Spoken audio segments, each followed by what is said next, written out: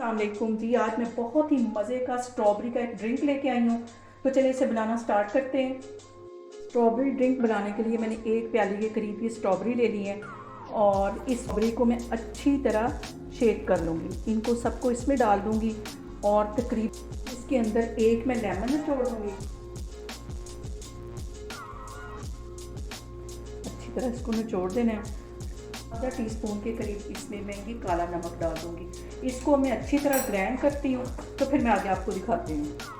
यहाँ पे देखें जी, इन स्ट्रॉबेरीज को मैंने अच्छी तरह ग्राइंड कर लिया है और ये देखें इसका बिल्कुल एक पेस्ट सा बन गया। तो यहाँ पे मैंने 2 ग्लास ले लिए, इनको मैंने फ्रीज़र में रखा हुआ था आधा घंटा पहले। तो अब ये जो मैंने इसकी पेस्ट बनाई वो इसके अंदर चली जाएगी। इसी तरह मैं दूसरे ग्लास में भी डाल लेती हूँ। इसमें मैं आइस क्यूब्स डालूंगी।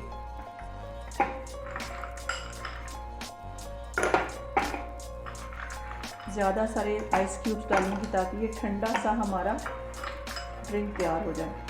यहाँ पे आप कोई सा भी इसमें सोडा डाल सकते हैं, तो इससे इसका टेस्ट और भी बढ़ जाएगा।